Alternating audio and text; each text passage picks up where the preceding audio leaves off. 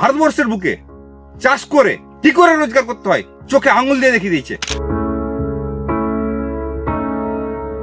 আমাদের সাথে কম্পিটিশন করে আপনার পাশাপাশি তো অনেক বাগান হয়ে আছে,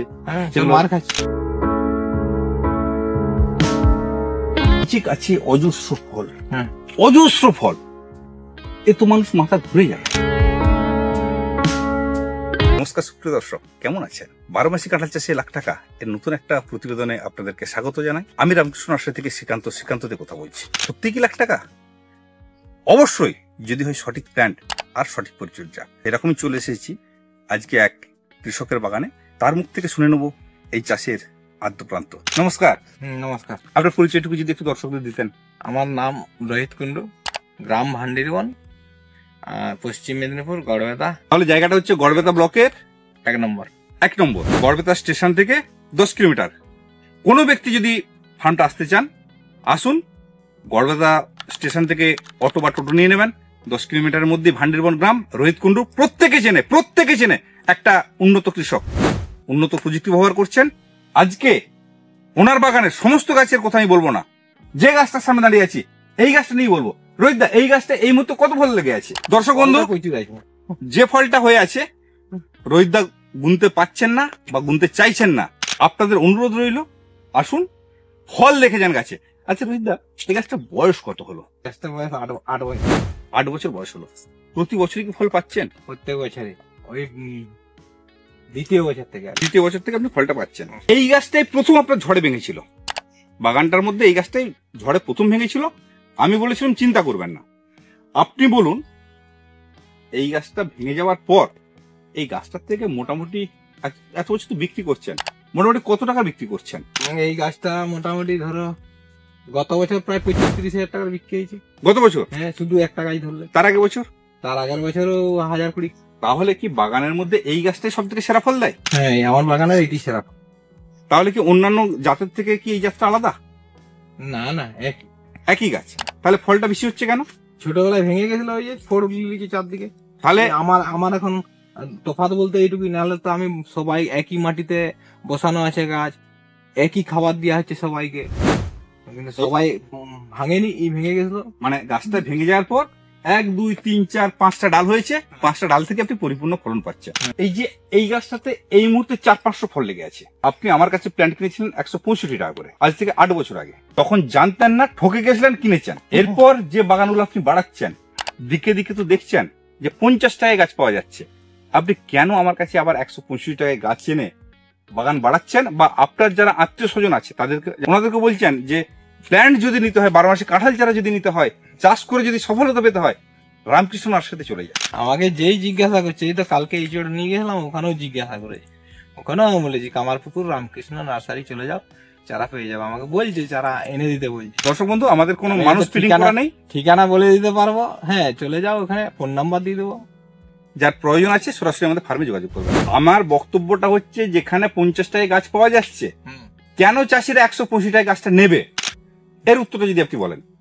ভালো জিনিস নিতে গেলে দাম একটু ভালো দিতেই হবে, এটা করার কিছু নাই। আমাদের সাথে কম্পিটিশন করে আপনার পাশাপাশি তো অনেক বাগান হয়ে আছে, 40 টাকা 50 টাকা, তাদের রেজাল্টটা কি? আমাকে তো বলেছিল 100 টাকা করে চারাগুলো করে দেবো, আমি তো লিইনি। যারা লাগিয়েছে তারা মার খাচ্ছে, ফল বেরায়নি, 3-4 বছরের গাছ হচ্ছে, বেরায়নি। দর্শক বন্ধু, 50 টাকার গাছেরও বাগান প্রচুর হয়ে আছে। আপনারা আসুন, সেই গাছের রেজাল্ট দেখুন ফলনের।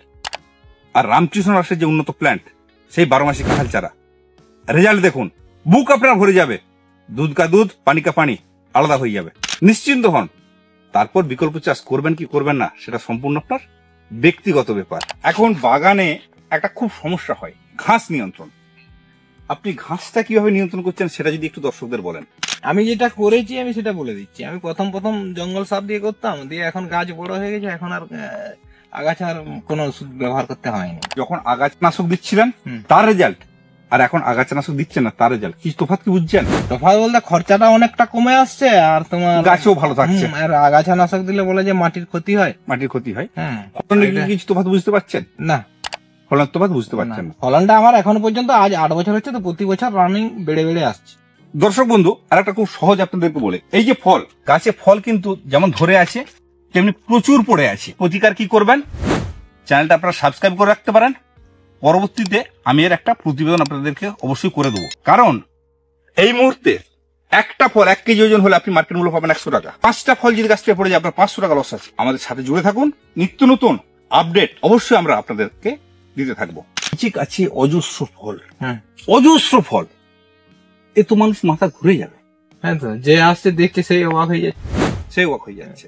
ধরুন আপনি যখন প্রথম চাষ করতেন, মানুষ তো আপনাকে পাগল বলতো। তারপর রামকৃষ্ণ আসে শ্রীকান্ত দেশে বুঝিয়ে করে দিয়েছে।